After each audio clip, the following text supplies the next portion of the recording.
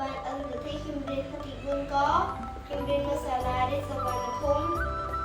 នៅទូនរ៉ថ្ងៃនេះដែរខ្ញុំសូមមករៀនជើងជួយម៉ាក់កូនសូមអភ័យទោសខុសឆ្គងដែលកូនធ្លាប់ធ្វើពីមុនមកដែលកូនធ្លាប់និយាយពាក្យអាក្រក់ទៅម៉ាក់ហើយកូនសូមជូនបងម៉ាក់ថាសូមឲ្យរកលុយឲ្យបានច្រើនសូមឲ្យមានសុខភាពល្អដូចជាកណាមកណាមានសុវត្ថិភាព